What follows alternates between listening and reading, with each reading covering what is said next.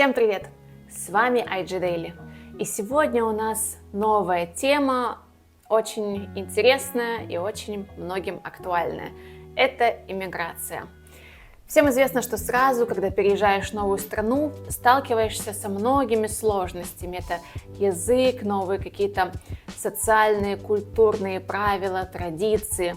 Но на этом все не ограничивается. Когда вроде бы кажется, что вот прошел первый год, второй, и ты совсем справился, ты начинаешь учить язык, ты привык к каким-то новому распорядку дня, к правилам, к культуре. И потом почему-то легче-то не становится. И на третий, четвертый год появляются совсем другие сложности. Когда появляется какая-то демотивация, когда кажется, что ты попал в какой-то тупик, когда ты не знаешь, как дальше развиваться, какие строить планы. Он так и называется, этот третий, четвертый год эмиграции, называется как такой зрелость эмиграции. И в этот период очень важно не впасть в депрессию, особенно когда в Германии за окном такая серость, осенью наступает.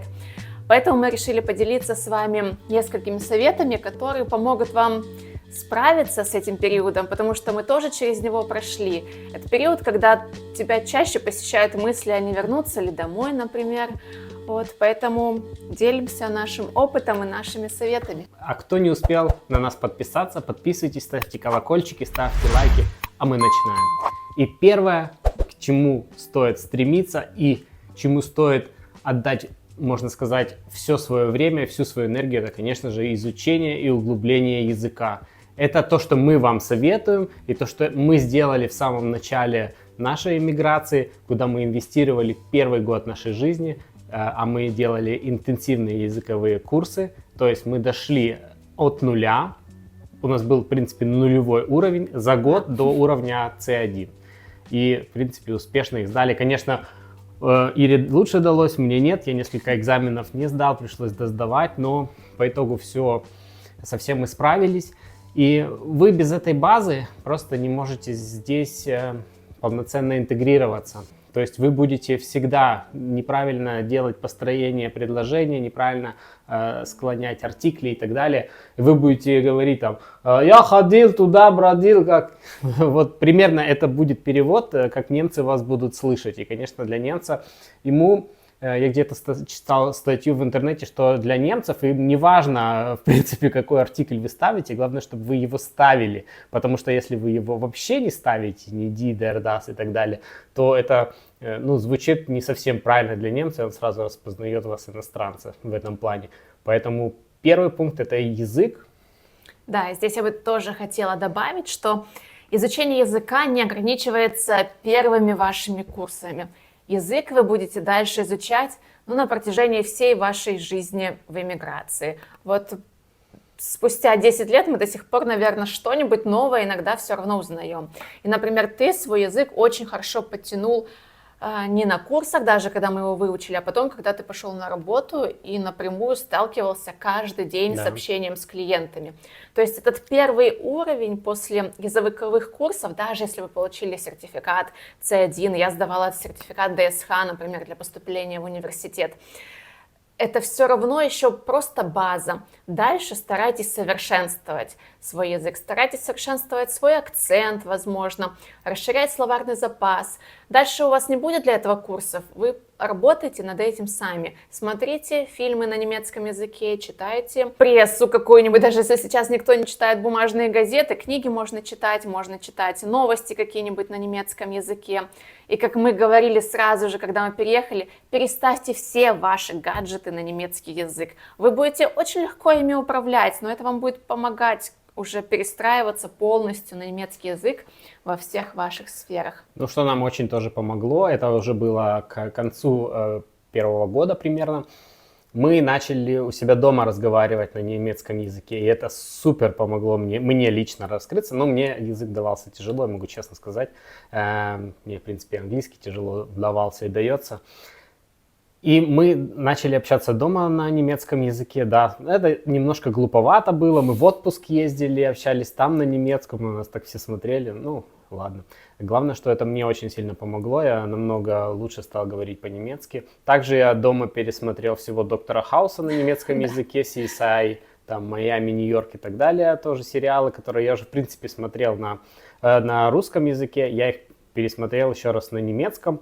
Ну, чтобы у вас все равно было какое-то понятие, о чем там говорится и приходит, и вы сопоставляете эти языки. В принципе, было все понятно. Первые несколько серий, да, было сложновато, а потом вы втягиваетесь.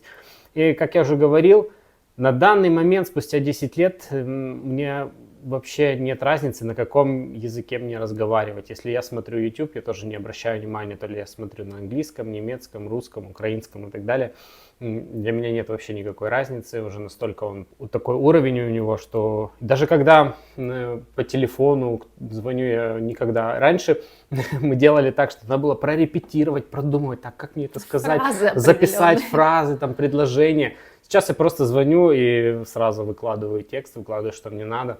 То есть уже после 10 лет уже начинается конкретно. Сразу к цифрам, да. Первый год это просто база. База, если вы учитесь целенаправленно, хорошо. Когда мне кто-то говорит, я часто сейчас трец читаю, да, и там очень много пишут, и там кто-нибудь пишет: о, я спустя 3 года я сдала B2, там. Ну, блин, для меня это, конечно, очень слабо, очень. То есть, да, у вас дети, там еще кто-то, но это прям за 3 года это сильно медленно, это сильно вы затягиваете свою интеграцию. B2 это в районе там 8 месяцев должен у вас залететь B2 уже, и вы уже должны от него отталкиваться, потому что B2 это все равно это еще даже не полноценный язык, это все равно такая основа, и основной уже идет там после B2 к уровню C, это уже конкретный разговорный язык, который вам может помочь. И вот как у нас было, ДСХ, это можно уже поступать с этим уровнем в немецкий университет. То, что здесь обычные школьники имеют право делать, то вы как приезжие не можете так сделать. И нам надо было сдавать этот язык. И то есть, да, инвестиция была такая. Было сложно, могу сразу сказать. И сложно, наверное, было до 5 лет. Да, вот 3 года, после 3 лет у нас вы стали разговаривать после 3 лет. После 5 лет уже прям хорошо стали разговаривать. Не то, что разговаривать, не бояться говорить. Не бояться. Вот этот страх где-то 5 лет прошло. И 10 лет это просто уже свобода такая, что как будто это ваш родной язык где-то после 10 лет. Но, как и со всем остальным, этим надо заниматься, с этим надо работать. В это надо инвестировать время, если вы хотите быть полноценным членом общества. Конечно, можете работать и на английском языке, и в консалтинге, и где угодно. Скорее всего, у вас получится. Но если у вас будут коллеги немцы, то сложно будет с ними говорить на только английском языке. Скорее всего, они даже будут на паузах и так далее говорить на немецком. Вы будете стоять там рядом, как белая ворона, и все равно вы не интегрируетесь. И для немцев очень важно, как вы вливаетесь в эту команду, в этот тим. И если не будет такого матча, то, конечно, вас просто после 6 месяцев могут попросить уйти. Язык очень важен и в работе, как ты говоришь, чтобы коллеги, сами немцы по-другому относятся, когда ты все-таки знаешь немецкий. Также во многих учреждениях, больницы, государственные службы. Они, конечно, могут с вами говорить на английском, но они совсем по-другому будут с вами разговаривать, когда вы объясняетесь на немецком. И это важно не только для немцев, даже в первую очередь не для них. Это важно в первую очередь для вас. Когда вы владеете языком, вы чувствуете себя здесь намного комфортнее и, что немаловажно, увереннее во всех ситуациях. Вот, как я где-то читала, когда ты умеешь на немецком даже объясняться матами или кого-нибудь культурно поставить на свое место, вот ты тогда будешь очень горд собой, а не тогда, когда тебе что-то претензии какие-то предъявляют, а ты просто не можешь даже никак ответить. Вот обидно бывает, когда ты вроде бы взрослый, образованный человек, а сказать не можешь. Поэтому учите язык, это прям правило номер 1. Он поможет вам во всех случаях. Мы переходим ко второму пункту. Это расширение круга знакомств. Конечно, когда вы общаетесь со своими соотечественниками, это, конечно, очень хорошо. И у нас наши друзья, скажем так, они в большинстве случаев русскоговорящие, с которыми нам комфортно себя чувствовать, и с которыми мы комфортно можем находиться, там, отдыхать и так далее. Это все равно русскоязычная населения. У нас также есть и немецкоязычное, но с ними мы уже чувствуем себя не так комфортно. Расширять свой кругозор, в любом случае находить немецких друзей. Это они по менталитету, конечно же, совсем другие, чем мы, но это не значит, что они хуже, они просто другие. Почему этот пункт также важен? Потому что человек — это такое существо социальное, и одним нам сложно. Другие ваши знакомые всегда найдут какие-то решения, возможно, для ваших проблем. Они могут вам подсказать в каких-то вопросах. Все эти такие маленькие нюансы будут облегчать вашу повседневную жизнь. Элементарно. Кто-то посоветует там классный садик, классные кружки для ребенка. Могут посоветовать, не знаю, какой-нибудь хорошую парикмахерскую, если вы ищете, или что посмотреть в соседнем городе. В любом случае, это всегда облегчает и адаптацию, и сам процесс эмиграции. Где искать всех этих знакомых? Ну, где угодно, смотрите по вашим интересам. У нас так случалось, что часто всех наших друзей мы находили через ребенка. То есть мы знакомились либо в садике, например, у нашей дочки, либо мы знакомились на детской площадке, либо мы знакомились на спортивном кружке. У нас дочка ходит на теннис, мы там познакомились уже с немецкоговорящими тоже ребятами, тоже с ними сейчас очень хорошо общаемся. И в этом, знаете, какой плюс? В том, что у вас уже есть какие-то общие темы для разговора. Во-первых, когда дети маленькие, ну вот как ни крути, у вас все равно будет общая тема, это дети, потому что невозможно не говорить о детях. Когда ты родитель, часто большая часть времени у тебя посвящена детям. Если это садик, то еще разговоры о садике. Если это кружки, то, допустим, как дальше развиваться ребенку в этом направлении. А если вы еще и иммигранты, то у вас все-таки общие проблемы, общее прошлое, скажем так, когда вы переехали, вы лучше понимаете друг друга. То есть у вас уже очень много каких-то схожих интересов. А если еще оказывается, что вы там работаете в одной сфере, например, или до этого жили в одном городе, то прям получается такое очень хорошее сочетание.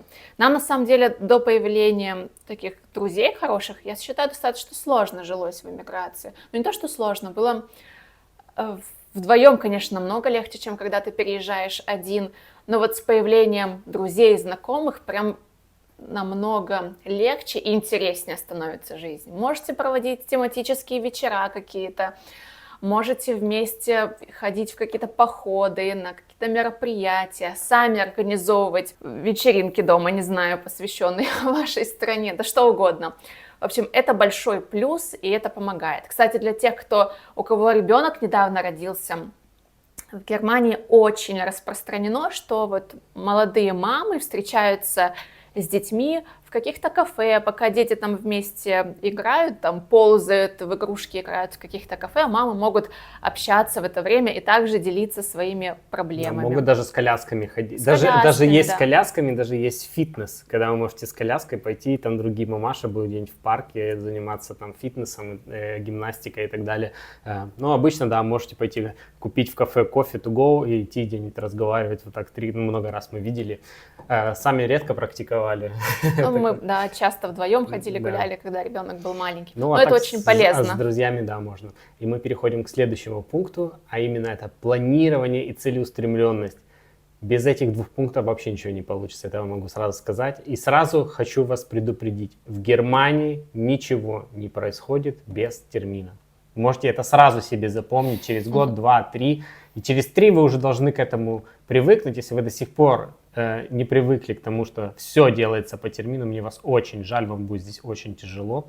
Потому что буквально вчера мы до сих пор помогаем многим людям здесь в адаптации. Мы не берем никакие деньги за это. И буквально вчера я ездил в бюро с человеком, который недавно приехал. Он говорит, мне надо вклейку сделать, в Ausweis. По смене адреса. Я говорю, ты взяла термин? Да нет, там написано, что можно так просто приехать. Я говорю, ладно, хорошо, давай поедем. Во-первых, она сказала, что до 17:30 они работали до 17, ладно, мы успели. А второе, когда мы приехали, а у вас есть термин? Мы говорим, нет, мы вот тот онлайн нельзя сделать. А он говорит, все работает, все, делайте термин. И, конечно, мы уже ничего не сделали, потому что мы взяли термин. И это было все. Я уже на такие, я просто вижу, как человек нервничает, психует, не может там что-то найти. А у меня уже этот период, он прошел давным-давно, меня это вообще не задевает, мне это вообще, ну, никак на меня не влияет абсолютно. Вот просто я, ну ладно, возьму на следующую неделю. Ну, все просто очень. Потому что без термина ничего не будет. Берете термин, редко, я вам скажу, редко, супер редко, где бывает, что вы можете взять без термина. Если вы, например, тоже пишут про врачей, да, вот нельзя без термина, можно без термина. Вы идете к своему хаус-арсту, это ваш лечащий врач, обычный терапевт. Можете к нему пойти без термина. Вы, например, сегодня заболели, ужасно себя чувствуете, там температура, не температура, идете в понедельник к врачу, конечно же в понедельник все придут, потому что все заболели там после выходных.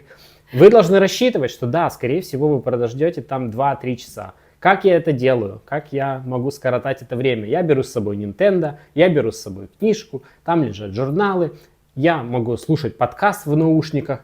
Я сразу готовлю, что я буду там минимум 2-3 часа. Я раз как-то прождал 4 часа, потому что мне нужна была справка для работы. Вы просто должны настроить, что быстро не будет, и, соответственно, все будет по терминам. Также неважно, какую вам потом дали справку. Да? Вам, например, вы говорите, меня вот здесь что-то колет. Ну это кардиологу. Это понятно, да, это во всех странах такое, что есть специализированный врач. Вы звоните, врач говорит, у нас следующий термин через год. Ну хорошо, 500 клиник других есть. Вы звоните в другую, в третью, в пятую, десятую, вы обзвонили там, например, в регионе и нашли ту, которая на. Если вы не хотите ждать, опять-таки, вы едете и ждете там по месту, и вас обязательно примут. Просто, будете ждать, да. Но вас примут, вам не надо, не обязательно вам ждать полгода. Вы можете, если у вас прям сильно болит, вас сильно это беспокоит, прийти и ждать.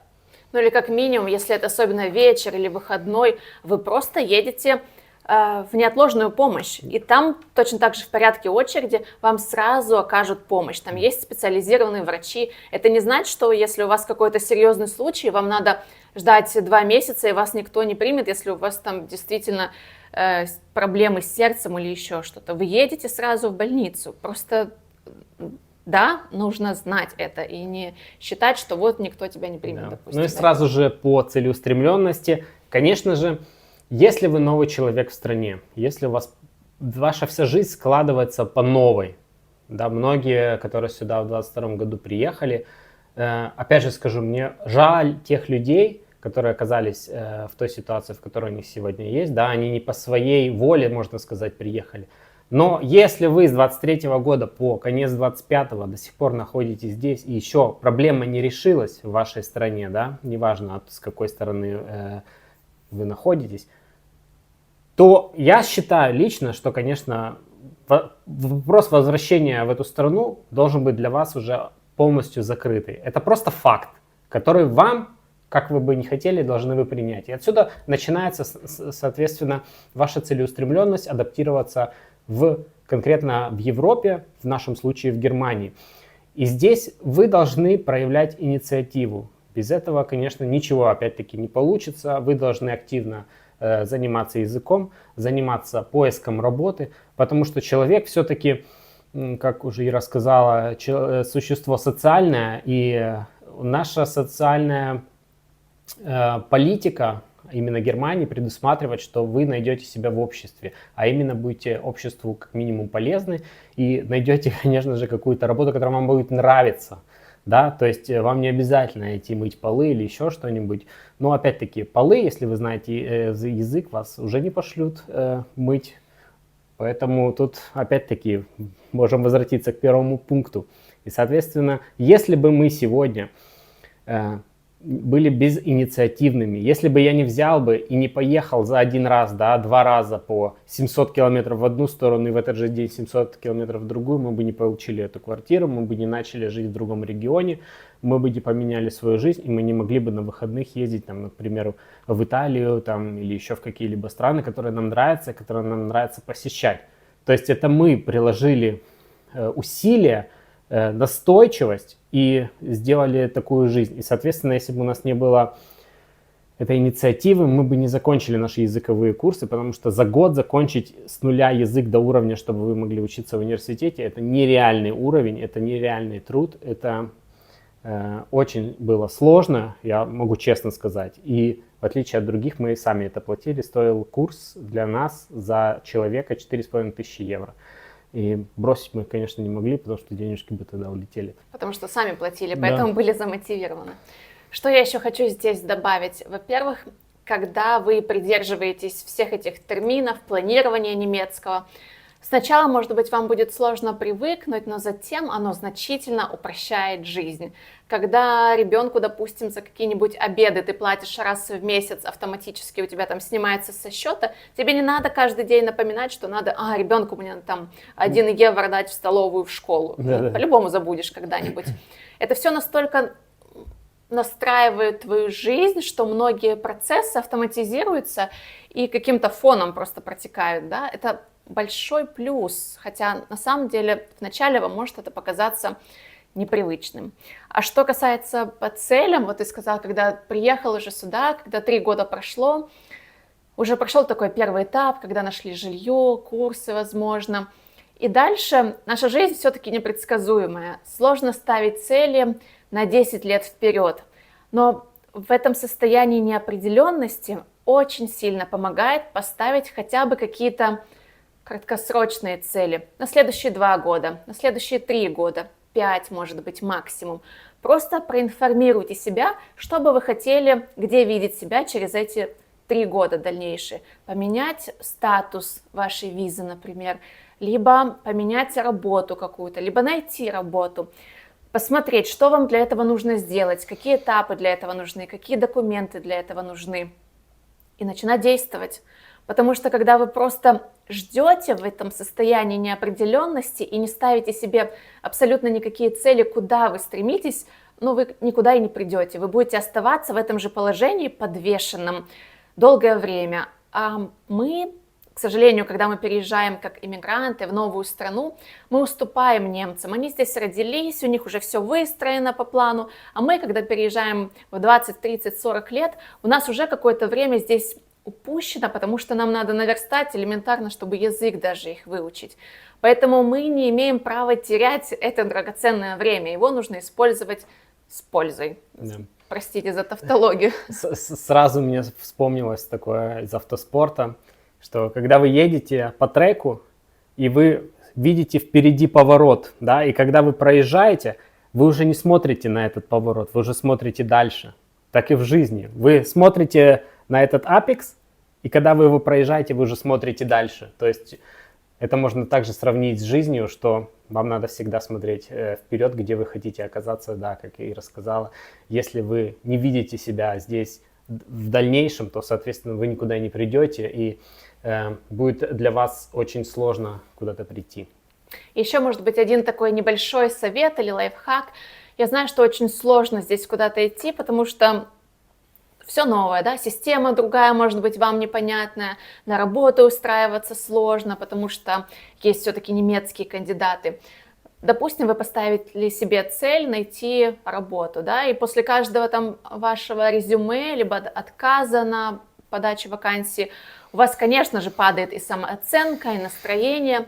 Просто поставьте себе такую небольшую цель. Так, допустим, я отправляю, там, вот у меня есть месяц, за этот месяц я должен отправить, к примеру, мое резюме на 50 вакансий. Вы просто делаете это без эмоций. Вот отключаете свои эмоции, поставили себе план. У меня план отправить резюме на столько-то вакансий. И делаете это. Потом, допустим, отправили, поставили себе следующую задачу. Так, у меня план пройти там 10 собеседований, допустим. И тоже не разочаровывайтесь, если приходит отказ. Просто механически выполняйте пункты, которые вы перед собой поставили. Это все-таки немного облегчает процесс. По крайней мере, это с моей точки зрения. Это действительно помогает. И так вы быстрее продвинетесь вперед, чем когда вы будете постоянно включать эмоции, либо разочаровываться на каждом этапе, когда что-то не получается. Кто недавно только к нам присоединился и не смотрел все остальные видео, могу вам сказать, нас не обязательно смотреть, нас можно просто слушать в режиме подкаста, можно сказать, положите там свой телефон, пускай он вам рассказывает, просто можете нас слушать, как я уже сказал, не обязательно нас смотреть. А мы переходим к пункту номер 4. И пункт номер 4 у нас позитивный взгляд и умение видеть возможности. Очень интересный пункт. Эмиграция, как мы говорили уже, очень сложный процесс. И когда ты сталкиваешься с новыми правилами, новой системой, ты видишь, будто везде какие-то барьеры, препятствия, все не так, как было у тебя в стране. Это нормально, абсолютно каждый человек с этим сталкивается. Но нужно смотреть шире, как говорится, за границы своей тарелки. Германия предоставляет очень много возможностей. Возможностей во всех планах. Как это касается работы, это касается путешествий, это касается какого-то саморазвития, например. Здесь действительно нужно постоянно искать. Это все, это к тебе никто не придет и не скажет: вот смотри, ты можешь поехать туда, вот смотри, хочешь здесь поучись, вот смотри, хочешь вот туда подайся на работу, например. Здесь международные корпорации, здесь можно такой колоссальный опыт получить. А те, кто, допустим, вначале приехали или состоит там на джоб-центре или еще где-то, они оплачивают различные курсы повышения квалификации. У вас могут быть международные сертификаты, которые будут признаны во всем мире. Это не тот, который вам нужно будет переводить, это уже какая-то бумажка, можно сказать, сертификат, который вам поможет развиваться дальше. Просто ищите эти возможности, узнавайте у других. И это очень колоссальный опыт. Мы действительно здесь за это время, мало того, что побывали в огромном количестве стран, где до этого не были, скажем так, и здесь Германия позволяет даже с обычной средней зарплатой или просто с обычным своим официальным трудоустройством на полную ставку путешествовать. Это относительно может быть даже бюджетно. Да, согласен. Как Ира уже сказала, возможностей в Германии более чем достаточно. Это та страна, которая, в принципе, индустриально очень сильно развита. Конечно, Германия уже делегировала производство всяких мелочевочек, типа резиновых перчаток, масок, которые в корону, как оказалось, у нас нет. Но наша страна выпускает, именно Германия, наша страна, это уже наша страна, выпускает около 20 миллионов различных автомобилей. Также они выпускают и корабли, и яхты, участвуют в производстве самолетов, участвуют в производстве спутниковых тарелок и так далее, которые в космосе летают. И вы сами можете сравнить, например, и подумать, да, в производстве того же автомобиля, сколько фирм должно быть задействовано, потому что это все делается, конечно же, не на одном заводе, не на одном предприятии, это все тоже разделено. Налогов это так сделано, это многие фирмы так делают, и в Германии не стало исключением.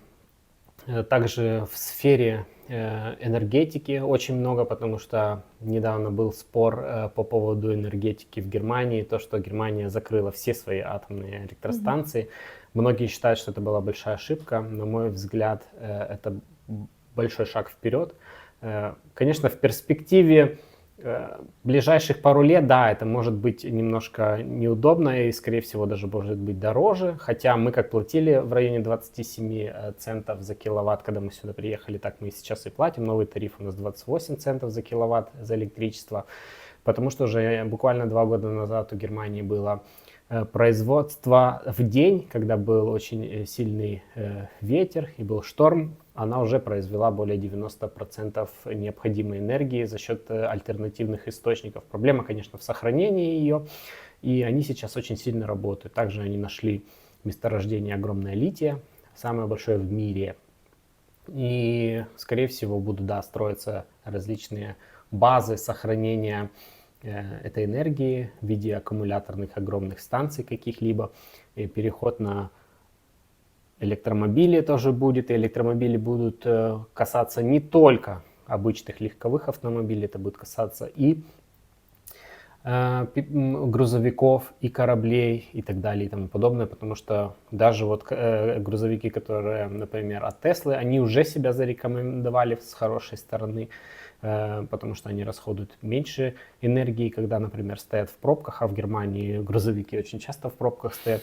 В общем, развиваться и возможностей гигантское количество. Просто, да, хотите ли вы ту или иную сферу, это уже другой вопрос, и в какой сфере вы хотите развиваться, вы должны для себя сами решить, и по какую зарплату вы хотите идти тоже. Ну, если вы в себе уверены, то можете, конечно, просить то, что вы хотите. Вот это тоже классный пример, когда ты сказал по поводу альтернативных источников энергии. Я, например, ненавижу ветер. Но в данном случае, когда вот такой фактор, как сильный ветер, в Германии действительно это сильные ветра, особенно в центральной, северной части, они просто используют его для превращения в энергию, в прямом смысле. Так и вы. Вот ищите, где какие-то есть слабые стороны, что вам не нравится, и поставьте перед собой такую цель. Так, вызов принят, я должен перебороть это, например, как в сериале было, challenge accepted. И все, и работайте в этом направлении. И увидите, когда вы идете через ваш страх, через ваши слабые стороны, вы в этом, наоборот, только растете, будете лучше. Очень важно. Ответственное отношение к своему здоровью и балансу. Как мы сказали, эмиграция очень сложный процесс. Впасть в депрессию здесь вообще вот так вот просто можно, особенно в течение пары лет. Но здесь поэтому очень важно уделять свое внимание как физическому здоровью, так и ментальному здоровью. Это просто ваша база. Поэтому занятия спортом, правильное питание. Кому надо, можете к психологу, например, ходить. Иногда даже врач вам может прописать бесплатные походы к психотерапевту, если у вас тяжелая ситуация. Это вполне логично, особенно учитывая причину, по которой многие сюда приехали. Поэтому не бойтесь. Заботьтесь о себе в первую очередь. У вас должны быть силы на то, чтобы пройти весь этот процесс интеграции. Силы должны быть как физические, так и ментальные. Поэтому ставьте свое здоровье на первое место всегда. Да, пользуйтесь услугами Кура, точнее всяких центров, где вы можете, например, там 3 недели пробыть и подтянуть, во-первых, свое здоровье, свою психику, будете в тишине, будете ходить на процедуры, в бассейны и так далее. Это тоже оплачивается кассой. Не обязательно у вас должна быть работа, не обязательно у вас должно быть гражданство немецкое. Это все можно через страховку сделать. И у нас есть такой последний, скажем так, бонусный совет. Эмиграции много сейчас новых людей, которые переехали из других стран. Многие могут жаловаться, как здесь сложно. И есть такой хороший совет: ищите примеры тех, у кого получилось. Тех, кто приехал сюда давно и достиг уже каких-то успехов, результатов. Это не обязательно должен быть успешный успех, как вот привыкли, возможно, в наших странах, когда там крутая машина, крутая работа, куча денег каких-нибудь, пафосная жизнь. Нет, и Германия далеко не про это. Тех, у кого получилось, это когда человек работает на любимой работе, когда у него есть баланс его работы, жизни, обычной семейной жизни, когда он часто путешествует, когда он развивается, когда он смотрит новые страны, когда он достаточное время уделяет своим детям, своей семье, когда он получает за это все также достойную зарплату, которая позволяет ему жить, откладывать на свое будущее, на будущее своих детей и заниматься параллельно также любимым делом. Поэтому таких примеров много. Ищите, знакомьтесь, узнавайте, смотрите на их жизненный путь. Таких людей достаточно в Германии, поэтому они могут вас тоже мотивировать, Да. что вас ждет светлое будущее в этой стране. Спасибо большое, что вы досмотрели именно до сюда. Если у вас есть какие-то вопросы или какие-то предложения или собственные мысли, излагайте их в комментариях, и мы ответим на них в новых видео. Спасибо большое и пока! Спасибо вам за внимание. Всем пока!